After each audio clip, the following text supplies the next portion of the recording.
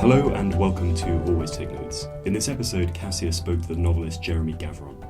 He was incredibly interesting about his most recent book called Felix Culpa, which I won't ruin the episode for you, but it's kind of stitched together from the lines from lots of different very famous books. And he also wrote a very personal book called A Woman on the Edge of Time about his mother.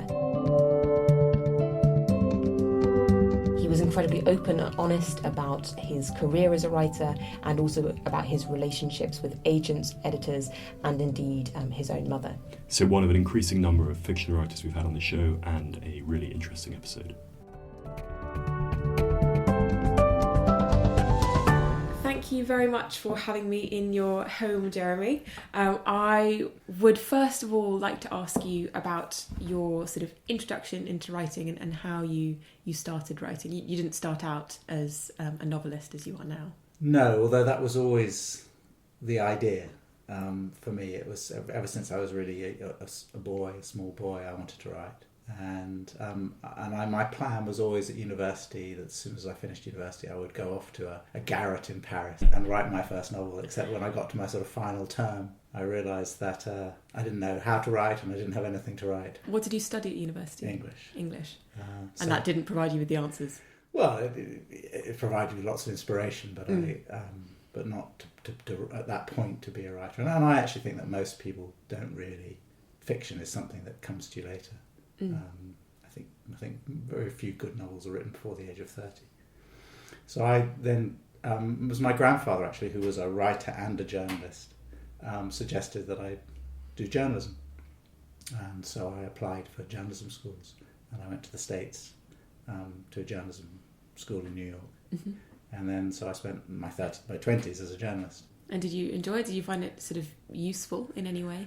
Yeah, no, I enjoyed it hugely. I mean, I was incredibly lucky. I sort of was entering journalism just at the time when journalism was changing. Murdoch's breaking of the unions at Wapping had opened things up. The Independent started, and my first job was at The Economist. I was there for a year and a half. What did you specialise in while you were there? Well, I was on the business pages, which is where most young, the Economist takes interns. I don't know if they still do. Back in my day, they would take every 3 months. They would take an intern, and often they would then hire them. Always pretty usually onto the business pages. But that wasn't really my thing, business.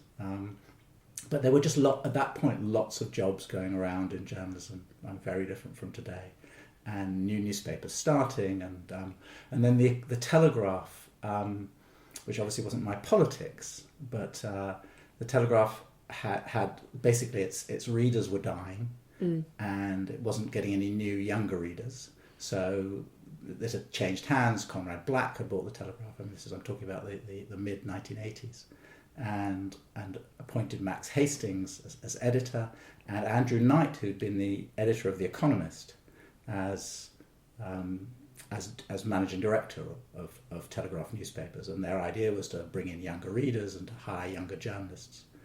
So I got a call from Max Hastings' secretary, and I'd been working at The Economist then for about a year and a half, saying, would I come and see him? So I went to see Max Hastings in I can't remember what the building was. It was one of those big buildings at Canary Wharf, or in the Docklands.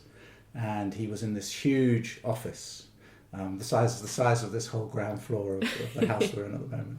And he had a large desk that was pretty much the size of this room, and he sat with his feet up, and he's about 6'6", and he sat with his feet up on this desk and smoking a cigar, and he talked to me for about an hour about his experiences as a young journalist. I really didn't say a word, and at the end of it he said, "I like you, will you come and work for us?" And I said, good listening. I said, well, what would you like me to do? He said, well, what do you want to do? And I said, completely sort of out of nowhere, I've always wanted to go to Africa. He said, good idea. And that was it. I was hired at age 24 as Africa correspondent of the Telegraph, never having been to Africa, never having worked on a daily newspaper. And I was like Boot in Scoop. I mean, literally, that's who I was.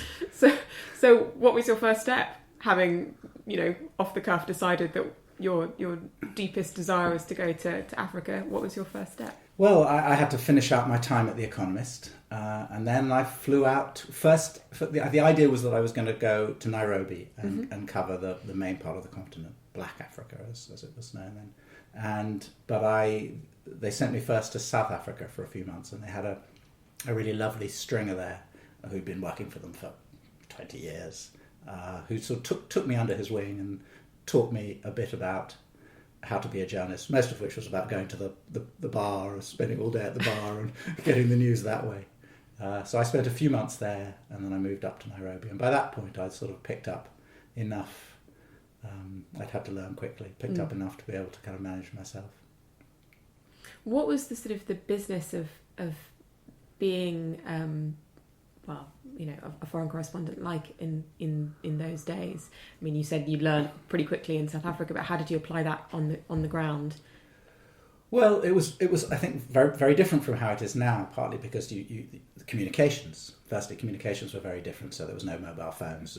Satellite phones were just beginning to come in. So the sort of BBC crews would have satellite phones, but nobody else. And BBC crews were still sending film back, going to the airport, finding someone who was going on the plane, saying, "Please take this back to London. Someone will meet you off the plane." So if you disappeared off into the bush or something for a week, that was it. You were off into the bush, and the foreign desk couldn't get you, which was wonderful. I mean, I can't imagine how awful it is now that you could be got at all times of day or night. And really, as I sort of worked out, the basic rules were wherever you went, and in Africa you were just going from country to country often, working on stories that were not big news stories. And your first stop was always to go and find an aid agency or an embassy to go and sort of brief you on what was going on. So that was sort of, I guess, the basic information that I learned. Talk to the taxi drivers, go to the market. And then I started sort of getting a more sophisticated understanding of where to get more interesting stories. But I remember I had the first laptop I had that the Telegraph gave me was didn't have a flip-up lid. It had 4 lines of print you could see on the screen. And I think the maximum memory it could hold in a document was about 1,000 words. And then I finally got a second one which actually had a flip-up lid with a larger screen that was maybe about 10 lines deep. And in order to send your story, you had to connect the laptop with a wire and a pair of crocodile clips. You had to unscrew the telephone box on the wall and attach the crocodile clips to the telephone box, and usually you're in a hotel. So we as journalists, we would train the receptionists at the hotels to make what were known as computer calls. So you'd call up and you say, "I need a computer call." And then they basically would call the certain number and know that when they got a strange noise, they would just put you through. At which point you'd press a button on the computer and the story would go down, if you were lucky, through the crocodile clip. So I was still often having to send stories by calling the copy tasters. Now, have you heard that phrase, copy taster? I have, yeah, but I'd love you to explain how it works. The copy tasters were generally a room full of elderly ladies back at the Telegraph whose job was to type up copy dictated down the phone from journalists calling from around England or from wherever in the field. And so that's what you would do. You would call up the copy tasters and dictate your copy down the line. Very, very different. So how long were you doing that for?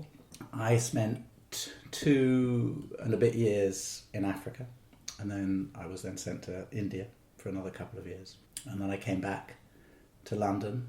I wanted to write. I'd always wanting to write books, and so I had and I was actually asked by an agent, a literary agent, called me up and asked me. I'd written a story in the newspaper about the death of a young woman in a national park in Kenya, a young English woman, and I'd written a news story about it, or a feature about it. And a literary agent called up and said, "Would you be interested in writing a book about this?" And it wasn't really what I'd had in mind as a book, but it felt like a good start. So I accepted that. I asked for a few months off from the newspaper. I wrote this book. And then I had another idea for a book I did want to write about Africa. So I pitched that and got a contract. So I wrote that. I asked for a bit more time off from the newspaper and I wrote that.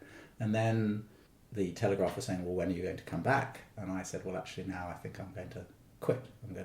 I'm a writer now. And I'm going to write my novel," which wasn't so easy.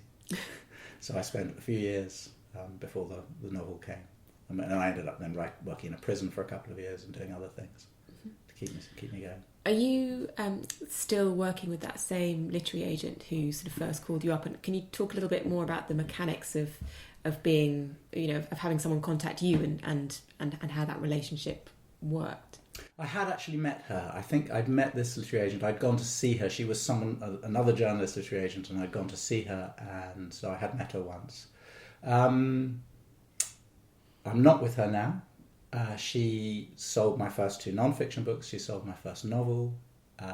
Then my second novel, I sent her. I'd written it and I sent it to her, and it came back in an envelope that was falling apart. The manuscript with no phone call, no invitation to go and see her. She'd been my agent through 3 books, and simply a letter saying, I don't get this. I've given it to everyone else in the office. No one gets this. Really sorry. Which I was very shocked about. Yeah. And I don't think it's normal practice. And this is an agent who I think many people have good relationships. I thought I had a good relationship with, but this is not a story really that I've ever really talked about before. But long, I'm not naming her, and it's long ago now. But I was quite shocked and devastated as well. And it was a novel that I'd worked on for a long time, put a lot of effort into, really believed in, and fortunately, I had my editor at Penguin, who published my first novel several years earlier, had left Penguin and become an agent herself. I hadn't spoken to her. I'd just heard this. I hadn't spoken to her. So I called her up in sort of despair, and I said, rescue me, basically. And she said, okay, send me the novel. And I had a couple of weeks to wait, and eventually I got a phone call from her saying, yes, I'll take this on. And the novel ended up winning a prize. The Encore award. It's not the biggest prize, but it felt like it was a relief, and got some good reviews, and so it got me going again.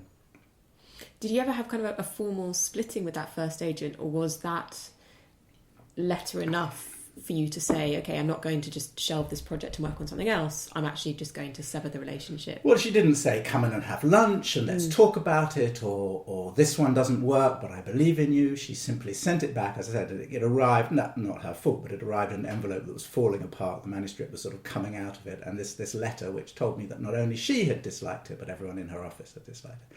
And I never called her again. I just called up my old editor. I did once meet her at a book launch, and we spoke in a friendly way. I didn't mention anything. Do you think that novel got that response because the power dynamic was different? In the first instance, she had asked you to write a particular book, and it's sort of been to order, or was this more experimental perhaps than the work you've been doing before? Yeah, I think it was more that. I don't think it was because of her asking me to write the initial book. I think she was happy for me then to come up with my own ideas. And the books I'd written hadn't sold huge amounts. They'd got reasonable critical response, but she hadn't really made any money out of me. So I don't know whether that was part of the. Sorry, that's the cat. I did warn you. I think it was because it was experimental, and I think she just didn't get it. And it was a sympathetic meow. Yeah, yes, very sympathetic. It was my second novel. It was a book called The Book of Israel, and it was a story based partly on my family history. I'd found some documents, and it covered a Jewish family over 100 years, sort of migrating from Lithuania to England to South Africa back to England, and I tried to write it initially. I sort of tried to see if I could write it as a conventional narrative, and it didn't work. So eventually, I wrote it entirely in a mixture of of voices, the voices of the characters. There was no narrative presence, or obviously there was my presence, but there was no obvious narrative presence. There was no narrative voice. It was written entirely in the voices of characters, or in things like newspaper cuttings, imaginary newspaper cuttings, or some real newspaper cuttings, things like that. Letters, imaginary letters, halves, one side of conversations, and I think she just didn't like it. That's a device that you've sort of pushed further, I guess, in your most recent novel that we'll discuss a little bit later. But I also wanted to talk to you about your book, A Woman on the Edge of Time, which was sort of 6 years in the writing.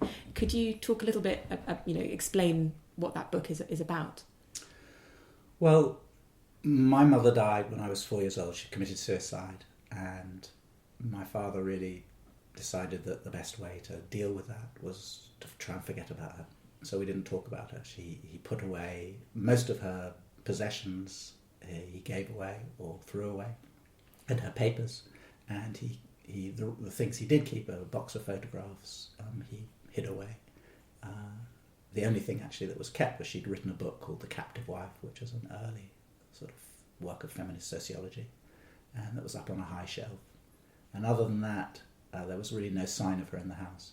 And that I grew up in, so with her not knowing about her, or knowing very little. My grandmother was the one person who would tell me a few stories, but not knowing very much about her, not knowing why she'd killed herself, and never really speaking about her. And you didn't know for a long time that she had killed herself? Well, he told me at 16. The one conversation I had with her between the age of 4 and in my 40s with her really was that at 16 he took me for a drive in his car so he didn't have to look at me while he told me. And he told me that he was devastated. He'd adored her, and I think he was just utterly devastated by the whole thing. And he told me a very basic version of the story of what had happened, that she'd fallen in love with a colleague. She was teaching at Hornsey College of Art at the time, and she'd fallen in love with the colleague who'd rejected her, and she'd killed herself, and that was all he told me. And I, as children do, I bought into the taboo. I didn't talk about her. I remember I broke up with a girl, I was breaking up with a girlfriend at university, and I used this story that I'd never told anybody, that my mother had killed herself, as a sort of emotional weapon in the breakup. And then after that I was a bit more honest about it. I would tell people very occasionally. But I still, and as I grew older and I became a journalist, I found little bits more about her. Clearing out my grandparents' house, I found some documents. I found a newspaper article telling me about of her inquest, a report of her inquest. I found an envelope which was her suicide note, scrawled on a little white envelope. These are in my grandfather's papers. But I still didn't know that much about her, and I didn't really make much attempt to find out more about her until my brother, her other son, died suddenly of a heart attack when he was 46 and I was 43. And I was utterly thrown by that. Not just by my brother's death, which would have been enough to do so, but because it raised somehow it was like when an earthquake reveals something long buried. That's what it felt like. And I felt a kind of grief welling up from deep inside me, because I'd never been able to grieve for my mother. There was no funeral. We never spoke about her. So I was, for 2 or 3 years, I was in a state of limbo, really. I didn't know what to do with myself. I'd published my last novel, my previous book, which was my last novel before the current one, had been published the week my brother died. So that was sort of, every time I even thought about writing a novel, I felt sick. The idea, that all stories led to one end, it felt like to me, which of course they do, but it felt very, very present to me at that time. And slowly I began to realise that in order to get myself out of this hole that I was in, this emotional, psychological hole, so I had to address what had put me there, which was my family situation, my brother, my mother. And I began asking questions about my mother for the first time in my life, in my 40s. Did you make the decision that you were going to write this as a book that would be published, or did you just start asking questions and writing it as a way to get yourself through a sort of, writing limbo? Well, actually, the first thing I did, I should go back to that, was I suddenly decided to write an article for a newspaper, for The Guardian. I was leafing through, I think it was the Evening Standard, and I saw an article about the son of Ted Hughes and Sylvia Plath, who committed suicide. And the article said several things that were identical to my own experience. And so I just decided I'm going to write something. So I called up The Guardian, and I basically insisted that they take an article, and I wrote it in a day, having not been able to write anything for 2 years. And sent it to them, and that was published. So that sort of broke the taboo initially. And then when I began asking questions, I did have the idea of a book in my mind from pretty early on. but I wasn't at all sure about it. It was each step. It was a long process of sort of. It was like if the taboo was a wall, I had to do it. I had to take it down brick by brick. And how did you go about gathering information, given that there had been this sort of very long period of silence, and the case was sort of was very cold? Well, I really didn't know. I had very little idea of where to start. I had two basic ideas. One was a neighbour who'd lived next door to us when my mother was still alive, who was a woman a few years older than me, the family I was still in contact with, and who I thought might give a sort of child's eye view of her, but who would remember her, because I didn't remember. I was 4, but this person would have been 9 or 10, 11 maybe. And so I called her up and I went to see her. And I also knew my grandmother had talked to me about a pair of sisters who had been my mother's close friends when they were children. She told me a few stories, funny stories about them. And I'd met one of these sisters. So I initially tried to contact her, but I discovered that she was very ill. So I didn't call her, and I contacted the other sister, and I went to see her. And that's where I began, and they then suggested other people for me to talk to, and it went from there. And I had to do a lot of detective work, so having been a journalist was really useful. I discovered my mother went after school at 16, had gone to RADA to train to be an actress. So I went to RADA, and in their archives I found a file of hers with letters that she'd written and application forms. I found another file at Bedford College where she'd done her undergraduate degree and her PhD. And I called up her school that she'd gone to, and I got lists of names, and I called people up. And I just, once you got going, it became easier and easier, because one person would pass you to another person. So once you found one person who'd been at university with her, you found a whole lot. One person who'd been at school with her, you found a whole lot. One person who'd been a student of hers at Hornsey, or a colleague of hers at Hornsey College of Art, where she'd taught on the general studies department. So it just grew and grew, and then slowly I began to track down documents of various kinds. I eventually got a whole batch of letters that my mother had written, which was really the first time I had any sense of her voice, because I had her book, but it was a sociology book. I had cine films of hers that hadn't been thrown away, but they were silent. And so these letters, I went to pick them up, and it took me a long time to get these letters after I knew of their existence, several years. And when I finally got hold of them, I brought them home on the tube.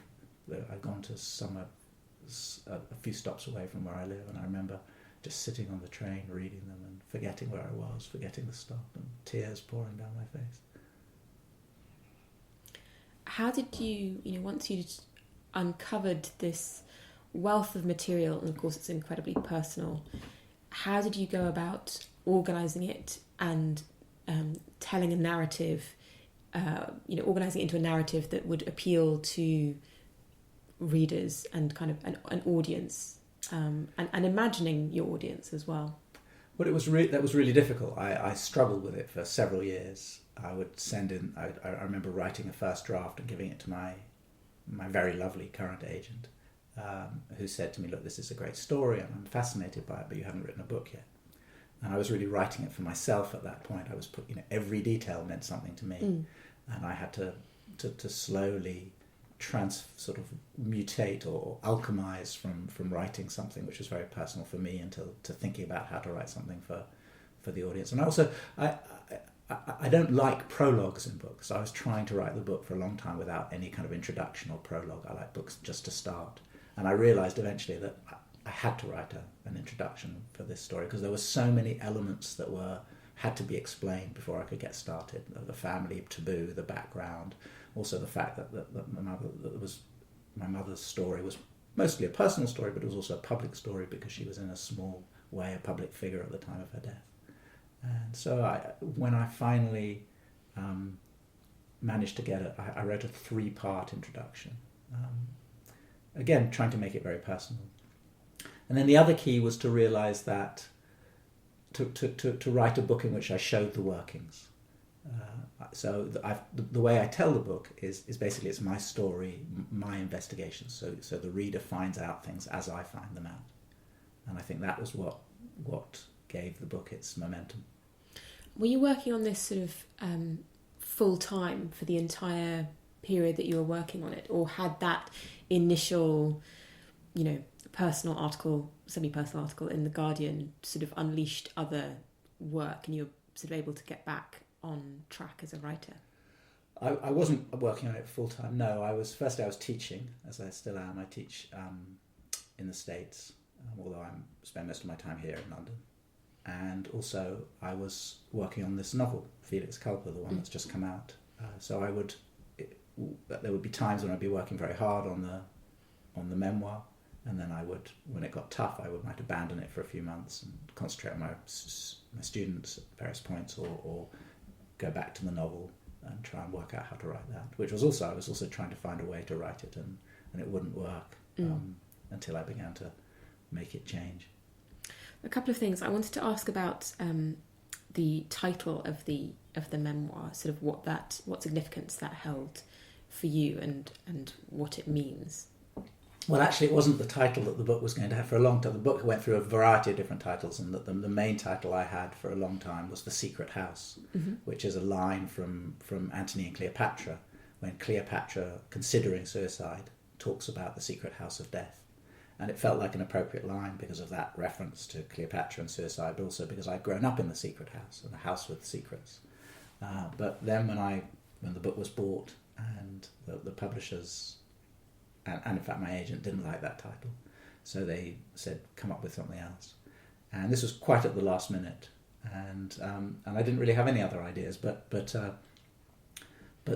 in a prologue to a republication of her book The Captive Wife, written by Anne Oakley, she had used the phrase "a woman on the edge of time," and I realised at that point, then sort of looking at that, I thought that might work, and I realised it was actually the title of a famous feminist work of feminist science fiction by Marge Piercy, American writer. I don't know if you know the book, called Woman on the Edge of Time. And so I read that book, and the book resonated for me in very different ways from my book. It's a work of science fiction, and I suggested that as a title, and the publishers were happy with that, so that's where the title comes from. But I think it's a very relevant. her book was about the dilemma of women, and this is about this. I mean, why it's so relevant. Why once I'd come across that title and realised that it would work. It works so well because that's exactly what my mother was. That she was a very early feminist in the 1960s. She wrote her book, The Captive Wife, it was published in 1966. She died in 1965, but she was writing it. It was her PhD thesis, so she was writing it in the early 1960s, and it was about the frustration of women who stayed at home with their children, and the frustration of being a woman who was educated and then when they married was expected to suddenly become a different kind of person, and it was other things too, and it was a historical part of the book was a historical account of the situation of women in Western society, but she'd been doing this entirely alone in a college that was where although it was an entirely female college, most of the teachers were men. They hadn't been very supportive of her in doing this subject. And women's groups and the whole support, sort of feminism and women's groups didn't really start till the 69 and didn't really take off until the 1970s. And she was doing this several years earlier, all on her own. So it felt to me like she had realised that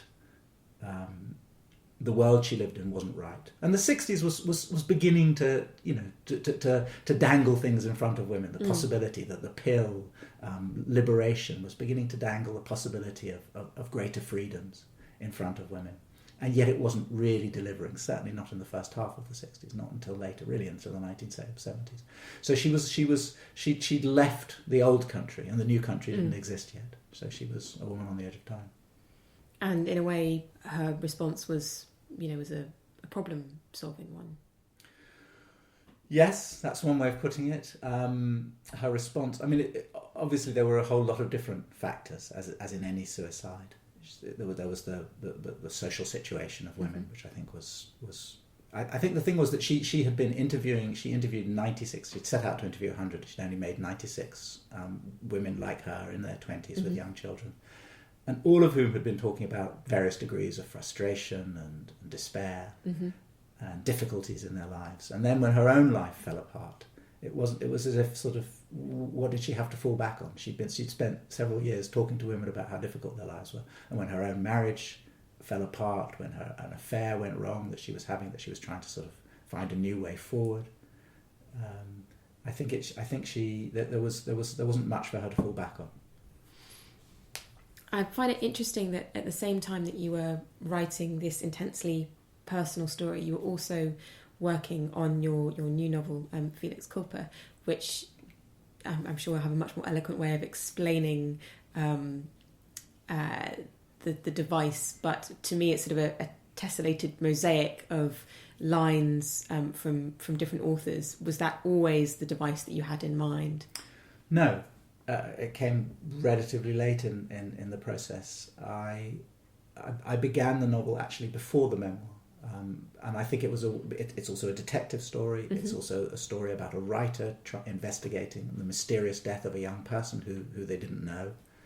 So I think it was an attempt to try and get at my mother's story without doing so directly. A shadow memoir. Yeah, sort of parallel version of that story. And then it was to some degree put aside during the heart of the writing of the memoir, and then when I came back to it. And I had tried to write it initially straight, as I sort of had an idea of writing it as a sort of slightly fairy tale-like story, a sort of parable. But I just couldn't make it work. I struggle to write conventional narratives. I struggle to find a way to bring life to a story written in a form that Jane Austen was working in. I think we live in a different world. And I struggle at times, sometimes to read, not always, but I struggle at times to read stories that are written in that way. So to me, when a story begins to break up, that, for me, it comes more alive. It seems to represent more the world we live in. So this story began to break up into smaller and smaller sections. And when it did so, it felt like, to me, that it came more alive. And then a secondary part of that process was that lines from other books began to appear in the narrative I was writing. I mean, I remember the very first line that came to me. I was trying to write. The book tells of a writer who goes to work in a prison as a writer in residence. And the young man whose death he investigates is a former prisoner who was recently released from the prison. So that's the cat going out the door again. Thinking about it, it's snowing and not sure. And I was trying to, and I had worked myself for 2 years as a writer in residence in a prison, and I was trying to capture the feeling of what it was like to wander the wings. I had my own set of keys, sitting in men's cells, talking to them. These were men who lost the plot, lost the thread of their lives, fallen through the cracks, and what it was like to talk to these men day after day and to hear their stories. And a line from The Great Gatsby, privy to the secret griefs of wild unknown men, came into my head and sort of appeared on the page. And in fact, that's a line about Nick Carraway, the narrator of The Great Gatsby, at Harvard. So it was a very different place from the prisons that I was working in. But the line worked, and it felt there was something very rich to use a line like that I loved in my own work in a different way. And because I was writing a very, very fragmented narrative, that line was unconnected. It had white space all around it, so it just sat there. And I really liked that. And I began to look for other lines. Over a slow, organic process. At first, lines would just come to me, and then I realised that a lot of these lines that I was using were lines from my favourite books, the books that had shaped me as a writer. And I began going back to those books and looking for lines that I half remembered. And then when I was doing that, suddenly would see other lines. So it was a sort of slow process. And eventually, by the end of it, I was going through whole books with a red pen. But it also had, it wasn't something I was really conscious of, but I realise now that it had another very strong connection to the memoir.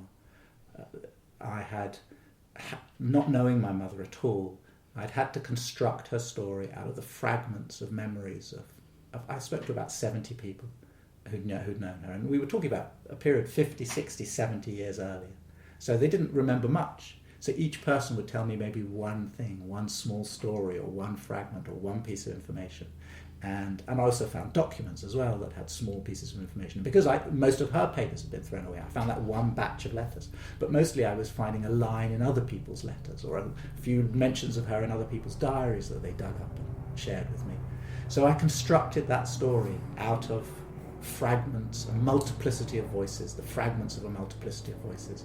And it felt a very truthful way of constructing a story of someone you don't know. And it's sort of what biographers do. Mm-hmm. So when I came to the novel and I was telling a parallel story in the novel, again, it began, once I began to do this, it began to happen. It felt to me a very exciting and a very truthful way of constructing a novel. And all stories, I believe, are constructed partly out of earlier stories. And yet that's not always something that we're open and honest about, that fiction writers are open and honest about. So it became an exciting thing to do this as the lines from other books grew and took over the novel.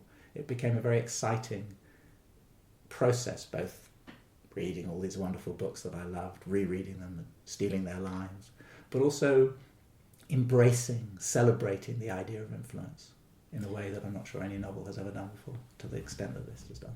With the process of finding these perfect lines and slotting them in, did you find that altered the plot? Had the basic shape of the plot, had that always been there right from the beginning? The basic shape, yes. I knew the story. The end of the story was almost the first thing that had come to me. So I knew where I was going with the story. I knew where it started. And I knew the basic shape of it. So part of the process of finding the lines was finding lines that told the story I had in my head. But there was also a lot of times when I would find a line that suggested some new element to the story, some new branch, some new moment, some new scene. So that was also quite an exciting process too, to be in kind of engaged in a to and fro with these novels, a sort of conversation, a teaching process, back and forth with all these books. Are you generally someone who works things out pretty minutely before they start writing and know where you're going, or have you sort of at times sort of jump right in and let the shape of the plot work itself out on the page? I'm always wandering in the dark for a long time in the early stages of writing a book, and I think to me that's a natural process. I think that it's really important, and certainly for someone like me who likes to challenge genre and break form. I think it's about being open to where a book wants to take you, and where how a story is most effectively and most interestingly told. So when I start on a project, I have an idea about how it's going to work, but I don't have a fixed idea. When you're reading the book, there's sort of a tension between the lines that are very recognisable, that people will recognise, or moments they'll recognise, and like you say, the other story will kind not of many though, inform. are there? Well, no, but I was going to say that how did you get that tension between the moments when recognising the other story will add a richness, and then also just getting it to be a seamless flow of a new narrative, using these found pieces? Well, I made a point of trying not to use well-known lines, or to disguise them maybe by cutting them so short. So, I mean, obviously that line from The Great Gatsby is a line I think it's from the first page of The Great Gatsby, so it's the kind of thing that lots of people would pick up. And there are a few lines that are well-known of various kinds. But I would say that even a well-educated literary reader would struggle to get more than a dozen, or maybe even at most a couple of dozen lines out of nearly 2,000. So maybe that's not true. I don't know. Well, there were just like you said, there were just a couple, from Oliver Twist and where you recognise it, but perhaps if you didn't know that was the device being used, it's a bit like knowing half the magic trick and looking out for the bits that you recognise. I certainly wouldn't want people to think of the book as a game of spot the line. Occasionally there will be lines that different people will see from different books, and I like that. I think that's to me there's a resonance to that. Mm-hmm. But the resonance I'm really going for is a less overt one. It's the resonance of piecing together different voices, different tones, work from different periods.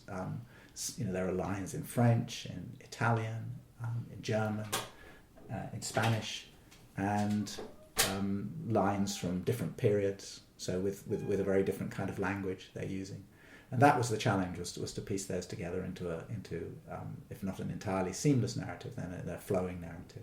And a lot of that was about I think the music and the rhythm of the lines, and I've always been really interested in that, in perhaps in a quite a poetic way, and so one of the methods of of making the lines work rhythmically was one of the things I did was often to start a line with a beat. Mm-hmm. So if you start a series of lines with a beat, you get a rhythm flowing, but from line to line to line, and that helps them, I think, to put them together.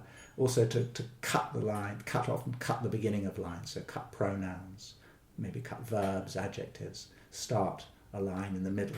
Again, it helps to, I think, to connect lines together. So you're sort of imagining in a way that this story could be read out, or that the rhythm of it was very important. Absolutely, yeah, and I have read it quite a lot as I've been writing, because where I teach in the States, or every time I go there, I have all the faculty have to read, and some of the students every night they were reading. So I've read this out as I've been writing it over the years, and I've read it a couple of places since, and I do think I enjoy reading it, and I do think it's a book that can be read aloud. That works to be read aloud in a way, almost like poetry.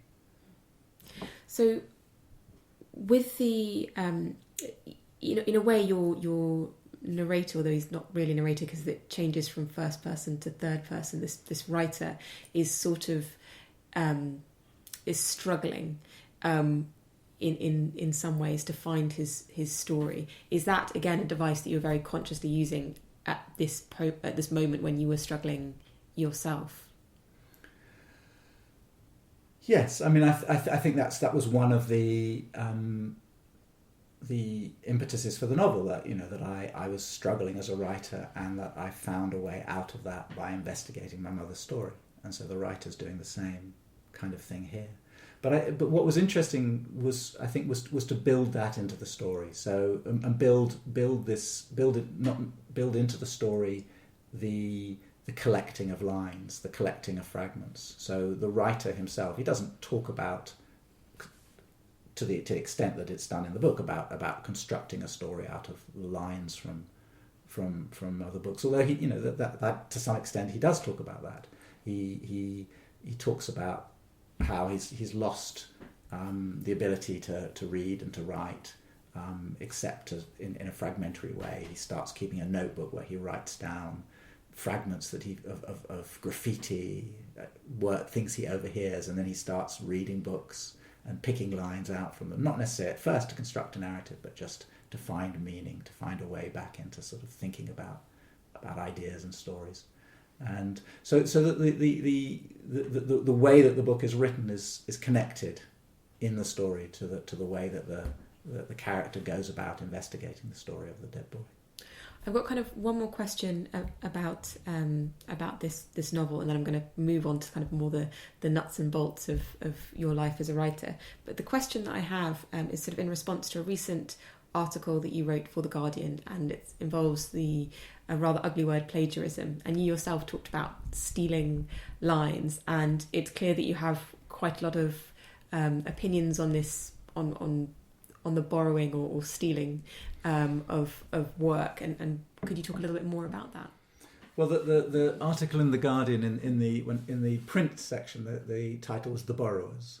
In the online section, it was "In favour of plagiarism." It was not what I was arguing in the piece, although you wouldn't know that from the comments below the article. So I'm not in favour of plagiarism, but I am in favour of being more open about influence. Mm-hmm. I think I think all art is made to some degree out of other art, as well as out of the artist's own experiences and ideas and imagination. And I think that most other art forms are more honest about this. If you think about sampling in music, or if you think about collage in 20th century visual art, Picasso, art is theft, Picasso said. Poets, I think, are more honest about this. Where I teach in the States, where we do these readings, poets are always standing up and say, this poem is for another poet, or this poem is after a particular poem, in response to a poem, whereas novelists, when they stand up, never say that kind of thing, or almost never say that kind of thing. And I think there's a cult of originality among novelists that I think is not necessary. I think we can be more open about our influences. So that's certainly one element of what drove me to write this book, or to write this book, and it's. I think that I think it's not plagiarism, and I don't think there's a breach of copyright. Firstly, it's not plagiarism if you acknowledge your borrowings, and I list the books that I borrowed from at the end of this book, and also it's if you use very short sections, again it comes under what's called fair usage. So I think when people talk about plagiarism, the conversation becomes one extreme or another, and in fact what's interesting about the subject is the grey area in the middle. One of the things you mentioned in the article, which I'll put a link to in the show notes, is the recent essay Cat Person, which you sort of noticed a possible influence. Could you talk a little bit more about that? Well, my daughter noticed it actually. My daughter Leah, who's at university, in her last year at university, studying English, like most young women, was entranced by the story Cat Person. And she was also studying Nabokov at the time, and she noticed that Cat Person seemed to be a sort of feminist rewriting of an early novel by Nabokov called Laughter in the Dark. And so she told me this, and I was curious, so I'd read Cat Person already by that point, so I read the novel that she was studying. It's a short novel. And I think there are strong parallels, and it's possible that it's coincidental. I think that seems unlikely to me. But the character has the same name.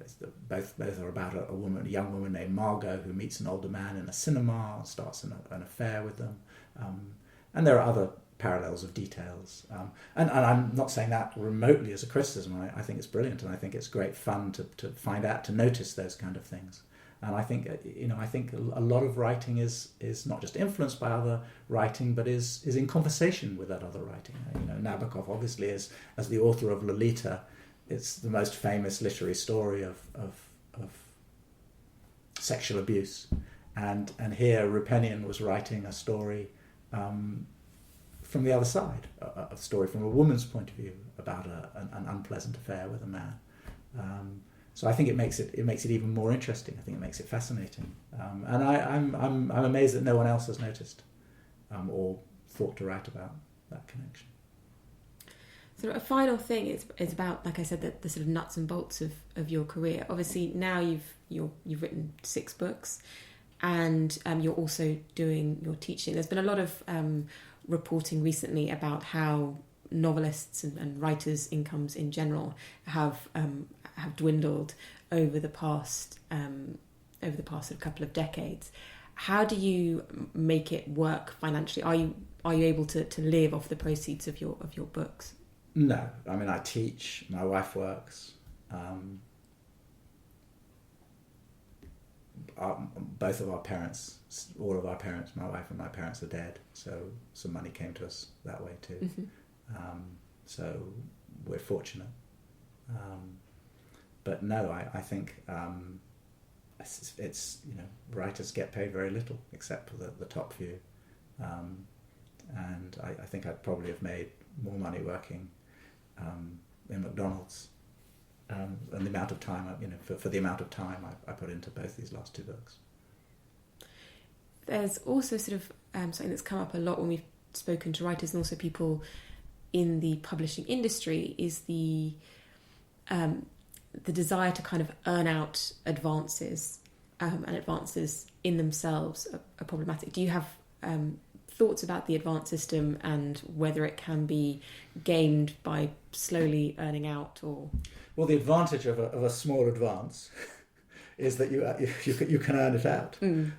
So I quite like having I quite like having small advances, because then you feel like you've earned the right for your book quite soon. I mean, the book about my mother, it earned out its advance within a couple of weeks, and so that was pretty nice.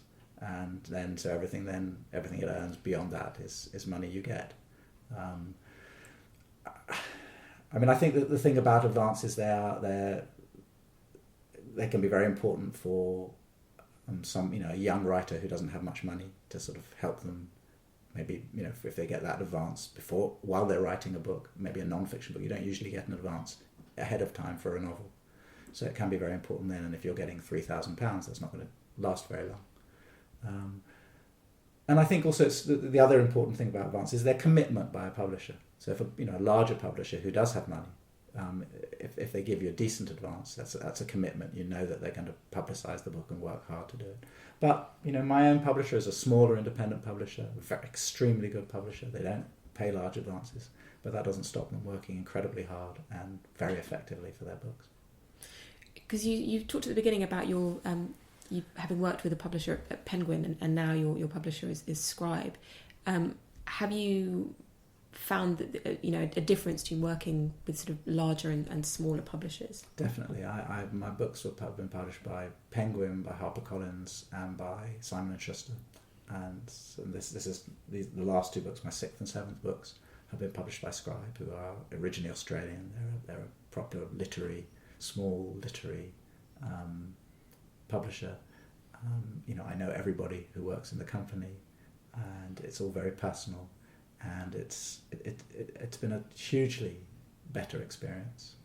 I've really loved almost every aspect of it, and the books have been, got fantastic publicity and been produced beautifully. Both of them, I think, are beautiful objects to look at, and they just do a brilliant job with every aspect of the book. And I think the smaller publisher to me is the future of publishing, of the smaller independent publisher of books that really matter and that count, because the larger publishers are constantly chasing money, and they're chasing what last sold, and they're not thinking about what might next catch the imagination. One final question. You've talked about your frustration with the kind of traditional form of the novel, both as a reader and also as a writer. Are you working on a new form, or have you got an idea in mind for a new form, or will it occur to you when you next start writing? Well, certainly to me, my justification is that I think that, why do we write stories? If we've got something that we want to say or something we want to explore, why don't we just write an essay? And we write stories because ideas and thoughts and understanding in stories are more nuanced and complex. If you want to understand the world and you read a story, you get a more layered and nuanced understanding of it that comes through stories. And if that's the case, then some of the meaning of story comes not just from the content, but from the form. And if that's the case, if that's true, then it's interesting to me that most novels still are written in a form pretty similar to Jane Austen's form, and yet we live in a very, very different world. The content of novels keep up on a daily basis virtually with our ever-changing world, yet the form the form of most novels has stayed the same. So to me, I'm always looking for a form in a novel that will reflect the story I'm writing and the world I live in. And to me, we live in a much more fragmented, information comes to us in a much more fragmented way. I read somewhere recently, I'm not sure it's entirely true, but it was interesting that in a day, all of us, each one of us in a day receives as much information as Shakespeare would have in a lifetime. And if that's the case, I think that novels would do well, some novels at least. I understand that most people just want to read a nice story and they want to be carried away, and they don't want a novel that makes them think too much or challenges them too much, maybe in the subject matter but not in the form. But I think there's a place for novels that push form as much as content in terms of trying to reflect and illuminate the world we live in. Thank you so much for your time and for being so honest about your books and the memoir in particular.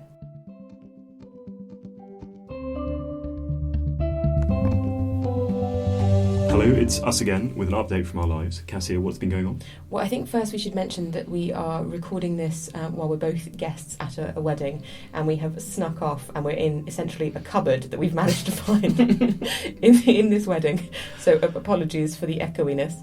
But yeah, that's mostly what I've been doing. I've been getting away from work and choosing outfits to go to a variety of tropical pool parties. Cupboard slash doorway could arguably be that. The other big exciting development is our crowdfunding campaign. It's now been running for just over a week, and we are around 30% of the way to our first and most significant goal, which is being able to pay our producers. So many thanks to those who've contributed already. And if you would like to contribute also, you can go to patreon.com/always-take-notes. And what do you receive if you contribute, Kassia? You receive a package of emails, or so indeed a duo of emails from the two of us that combine pitches or emails that we've sent to acquire agents and so on and so forth. But they're a fantastic range of rewards, but the biggest reward, of course, is to help us pay and keep the podcast going. So we do hope you'll visit and help us along. Anyway, this has been Always Take Notes, hosted as ever by me, Simon Acombe. And me, Kassia Sinclair. Our producers are Ed Kiernan, Olivia Krellin and Liz Davies. Our music is by Jess Danheiser. Our graphic design is by James Edgar. And Zara Hankia looks after our social media. And we're on all manner of social media. You can find us on Facebook and Instagram at Always Take Notes. We're on Twitter at Take Notes Always. Our website is alwaystakennotes.com, and that Patreon page for crowdfunding is patreon.com/alwaystakennotes. Thank you very much.